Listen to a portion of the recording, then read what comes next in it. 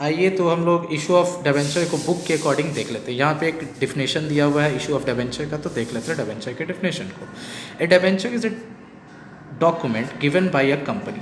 कहने का मतलब ये है कि ये डिबेंचर वो डॉक्यूमेंट है जो कंपनी देती है एज एविडेंस ऑफ डेप्थ, यानी कि कंपनी को जिन लोगों ने, डेप्थ का मतलब होता है लोन, यानी कंपनी को जिन लोगों ने लोन दिया है उनको एविडेंस के तौर पे कंपनी क्या देती है, डिबेंचर का डॉक्यूमेंट देती है। टू दी होल्डर, होल्डर का मतलब यहाँ पे जो लोग डिबेंचर को खरीदते हैं उनको डिबेंचर होल्डर बोलते हैं, जो लोग शेयर को खरीदते हैं वो शेयर बोलते हैं, उनको शेयर होल्डर बोलते हैं। ठीक है, usually arise out of loan. ठीक है, most commonly secured by a charge. कहने का मतलब ये होता है कि जो लोग भी डिबेंचर खरीदते हैं तो कंपनी उनको क्या करती है, सिक्योरिटी देती है। सिक्योरिटी देने का मतलब क्या होता है कि उनको उनके लोन के बदले कोई भी सिक्योरिटी दी जाती है। ठीक है, यहाँ पे कुछ हम लोग डिबेंचर के फीचर को देख लेते हैं। डिबेंचर का पहला फीचर है कि debenture is a written document. Written document मतलब ये एक लिखित डॉक्यूमेंट है और ये सर्टिफिकेट है एक्नॉलेजिंग। ये एक ऐसा सर्टिफिकेट है जो एक्नॉलेजिंग का मतलब होता है जो एक्सेप्ट करता है डेप्थ बाय द कंपनी, कि कंपनी ने इतने रुपए का उधार लिया है। ठीक है, अब इसको क्या लिखा गया है, second number, mode and period of repayment, यानी कि इसको किस तरीके से और कितने टाइम पीरियड के बाद इसके प्रिंसिपल अमाउंट और इसके ऊपर लगाया हुआ इंटरेस्ट पेड किया जाएगा। ठीक है, रेट यानी रेट ऑफ इंटरेस्ट जो इस पर रहेगा वो क्या रहेगा, तो वो तो फिक्स रहेगा, ये पहले बता दिया गया है। और यहाँ पे लिखा गया है एक वर्ड प्रीफिक्स। प्रीफिक्स का मतलब क्या होता है कि जो पहले आए, तो ये देखिए 9% हमेशा डिबेंचर के आगे लिखा रहता है, तो यही वो परसेंटेज है जो डिबेंचर होल्डर को 9% के अकॉर्डिंग दिया जाएगा। अलग अलग डिबेंचर पे अलग अलग ये परसेंटेज हो सकता है। फॉर एग्जाम्पल 9% लिया गया। ठीक है, it is considered as an external equity और लॉन्ग टर्म बोरो।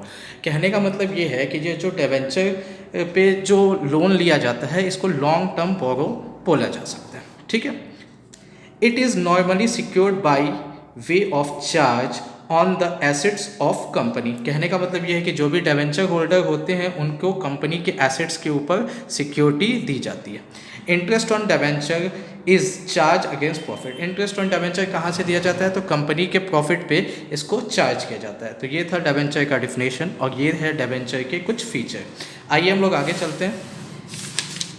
अब यहाँ पे एक वर्ड लिखा हुआ है बॉन्ड। ये बॉन्ड क्या होता है, देखिए कभी कभी ये डिबेंचर के तरह ही एक क्या है, एक डॉक्यूमेंट है। ठीक है, और इस पर भी हम डेप्थ लेते हैं। डेप्थ लेते का मतलब क्या होता है कि पुराने टाइम में ये जो बॉन्ड है ये गवर्नमेंट इशू करती थी, लेकिन अभी प्रेजेंट टाइम में सबको इशू करता है। अब इसमें क्या होता है कि मान लीजिए कि हमने कोई सर्टिफिकेट, ये बॉन्ड जो है इसको बेचा कितने में, मान लीजिए 400 में इसको बेचा, और हमने बोला कि आफ्टर 10 ईयर हम जो बॉन्ड लेगा हमसे परचेस करेगा उसको 1000 देंगे। ठीक है, तो बॉन्ड पे कोई भी इंटरेस्ट कितना दिया जाए ये नहीं बताया जाता है। सीधे क्या किया जाता है कि अभी आप हमको 400 रुपया इस बॉन्ड के माध्यम से आप हमको पेमेंट कर दो उधार, और हम आपको आफ्टर 10 ईयर, आफ्टर 5 ईयर हम आपको 1000 रुपया पेड कर देंगे। ठीक है, ऐसा इसलिए कहा जाता है क्योंकि मान लीजिए कि हम अभी जब जो पैसा ले रहे हैं 400, ठीक है, तो मान लीजिए कि मेरा काम हमको कोई प्लांट लगाना है, कोई प्रोडक्शन यूनिट लगानी है, तो उसके काम करने में ही हम मेरा यानी प्रोडक्शन फैक्ट्री लगाने में ही 3 ईयर क्या हो जाएगा, कंप्लीट हो जाएगा। फोर्थ ईयर से प्रोडक्शन स्टार्ट होगा, तो प्रोडक्शन स्टार्ट होगा उसके बाद हम कमाना स्टार्ट करेंगे, तो हम 3-4 साल तक तो आपको इंटरेस्ट दे नहीं सकते हैं। इसलिए हम क्या करेंगे कि हम आपसे 10 ईयर का टाइम ड्यूरेशन ले लेंगे और 1000 आफ्टर 10 ईयर के बाद आपको हम पेमेंट कर देंगे। अब ये जो बीच का जो गैप है ना 600 का, आप इसको ही रिटर्न समझ लें, इसको इंटरेस्ट समझ लें। ठीक है, तो ऐसे टाइप का जो ट्रांजैक्शन किया जाता है बॉन्ड के माध्यम से, ठीक है, तो इसी को हम क्या बोलते हैं, बॉन्ड बोलते हैं। इसके और भी नाम है, जैसे कि इसके नाम है deep discount bond, zero coupon bond के नाम से भी इनको हम जानते हैं। ठीक है, आगे जो आपका हम देखने जा रहे हैं difference between debenture and share.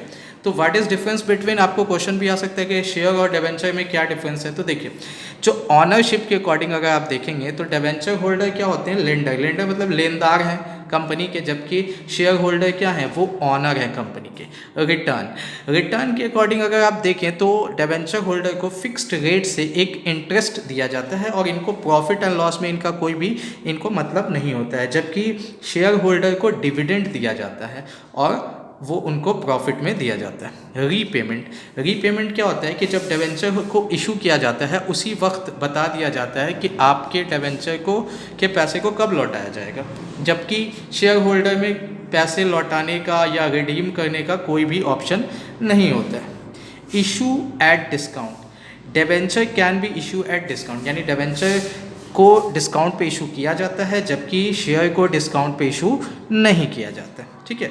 Security मतलब क्या होता है कि डिबेंचर होल्डर को सिक्योरिटी दी जाती है जबकि शेयर होल्डर को या शेयर पे कोई भी सिक्योरिटी नहीं दी जाती है। ठीक है। कन्वर्टेबल, डिबेंचर को आप कन्वर्टेबल कर सकते हैं, यानी कहने का मतलब ये है कि हमसे किसी ने अभी 100 रुपये के डिबेंचर लिए और उसका टाइम पीरियड आ गया, उसको हमको डिबेंचर के बदले पैसे देने हैं, तो हम उसको डिबेंचर के बदले हमने उसको शेयर दे दिया या कोई ज़्यादा परसेंट वाला दूसरा डिबेंचर दे दिया, लेकिन शेयर में हम कन्वर्टेबल नहीं कर सकते हैं। शेयर में सिक्योरिटी भी नहीं दी जाती है और उसको कन्वर्ट भी नहीं किया जाता है। वोटिंग राइट, डिबेंचर होल्डर को वोटिंग राइट नहीं होती है जबकि शेयर होल्डर को वोटिंग राइट दी जाती है। रिस्क के according share holder risk bear करता है क्योंकि वो कंपनी का ऑनर कहलाता है, जबकि डिबेंचर होल्डर रिस्क बेयर नहीं करता है। ठीक है।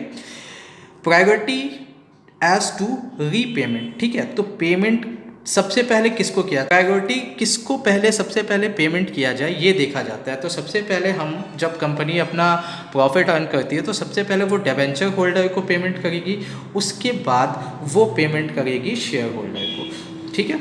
अब हम आगे इसका देख लेते हैं, आगे वही है share holder and debenture holder difference. तो ये आप लोग देख सकते हैं, ये बहुत ईजी चीज़। आइए अब हम लोग देखते हैं टाइप ऑफ डिबेंचर। तो डिबेंचर के कितने टाइप होते हैं, तो form security point of view. तो देखिए सिक्योरिटी पॉइंट ऑफ व्यू से दो टाइप में इसको बांटा गया, सिक्योर्ड डिबेंचर और अनसिक्योर्ड डिबेंचर। सिक्योर्ड डिबेंचर हम उन डिबेंचर को बोलते हैं जिन डिबेंचर के ऊपर कंपनी ने अपनी कोई एसेट्स उनके नाम पे डाल दिए। ठीक है, यानी कि डिबेंचर होल्डर को अगर कंपनी आगे चल के कंपनी बंद होती है या ख़त्म होती है तो उन डिबेंचर होल्डर का पैसा डूबेगा नहीं, वो एसेट्स को बेच के उनका पैसा रिटर्न कर दिया जाएगा। तो ये हो जाते हैं सिक्योर डिबेंचर। अनसिक्योर डिबेंचर मतलब क्या होता है कि लोन लेने के टाइम उन्होंने जिनसे लोन लिया था उनको कोई भी सिक्योरिटी नहीं दी है, तो इसको बोलते हैं अनसिक्योर डिबेंचर। ठीक है, आगे बढ़ते हैं। Form redemption point of view. Redemption point of view का मतलब होता है दो पॉइंट यहाँ पे भी बांटे गए हैं, रिडेमेबल डिबेंचर और इररिडेमेबल डिबेंचर। रिडेमेबल डिबेंचर से यहाँ पे मतलब ये है कि जब हम डिबेंचर बेचेंगे तो उसको उसका जब टाइम पीरियड पूरा जाएगा तो उसको पैसा चाहिए, अपना पैसा वापस चाहिए डिबेंचर होल्डर को, तो कंपनी उसको जो पैसा लौटा देगी तो उसी को बोलते हैं रिडेमेबल डिबेंचर। लेकिन कभी कभी कंपनी पैसा ना लौटा के कोई और चीज़ लौटाती है, जैसे डिबेंचर के बदले शेयर दे देगी या हाई रेट ऑफ डिबेंचर का दूसरा डिबेंचर दे देगी, तो उसको बोलते हैं इररिडेमेबल डिबेंचर। ठीक है, अब यहाँ पे है रिकॉर्डिंग पॉइंट ऑफ व्यू से, तो यहाँ पे आता है रजिस्टर्ड डिबेंचर और बैरियर डिबेंचर। ठीक है, अब ये रजिस्टर्ड डिबेंचर क्या होता है, देखिए भाई आप जब जाते हैं ना बस में या साइकिल स्टैंड में, आप जब अपना वो लगाते हैं साइकिल, तो वहाँ पे जो आपको टिकट दिया जाता है तो उस पर ना आपका नाम वाम नहीं लिखा रहता है। ठीक है, कहने का मतलब ये है कि आप जाते हैं बस में, बस की जो टिकट मिलती है उस पर भी आपका नाम नहीं कहता है।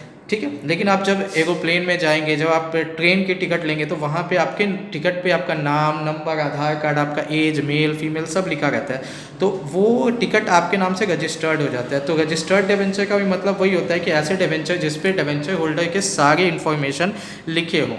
ठीक है, बैरियर डिबेंचर का मतलब ये होता है कि ये ऐसा डिबेंचर होता है जिसके ऊपर ज़्यादा इन्फॉर्मेशन नहीं होती है, ऐसा मान सकते हैं कि जिसके हाथ में है ये डिबेंचर, ये उसी का कहलाएगा।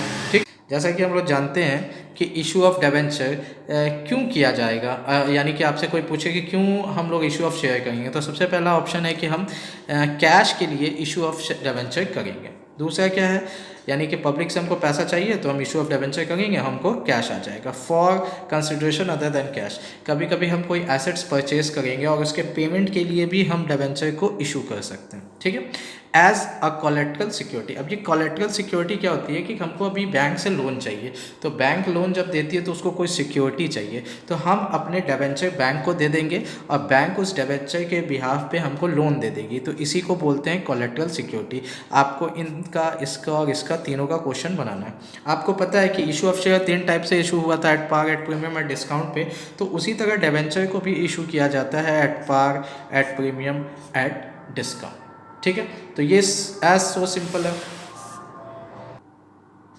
तो यहाँ पे जैसा कि आप देख रहे हैं कि आपको कंपनी, जो प्रीवियस लेसन में आप पढ़ रहे थे, तो कंपनी शेयर होल्डर से 2 तरीके से पैसा लेती है, तो यहाँ पे डिबेंचर होल्डर से भी हम 2 तरीके से पैसा ले सकते हैं। एक तरीका है लमसम, दूसरा तरीका है इंस्टॉलमेंट। लमसम में आपको पता है कि कंपनी एक मुश्त में पैसा लेती है, यानी कि टोटल मान लो 100 रुपये का डिबेंचर है तो 100 रुपया उसको एक बार में चाहिए, तो वो कहलाता है लमसम, ठीक है। और इंस्टॉलमेंट भी क्या होता है कि 100 रुपया को एक बार नहीं लेती है, वो क्या करती है 10, 20, 30 ऐसे करके वो ले सकती है, वो कितने भी कॉल पे डिबेंचर के पैसे को ले सकती है। तो ये फुल्ली कैसे बनता है, कंपनी की तरह बनता है, बस क्या होता है ना कि जहाँ पे शेयर हम पहले लिखते थे, जैसे कि bank account debit to share application allotment पहले लिखते थे, अब यहाँ पे हम लिखेंगे bank account debit to debenture application and allotment, ठीक है। तो जहाँ जहाँ आप शेयर लिखते थे वहाँ वहाँ आप क्या लिख देंगे, डिबेंचर।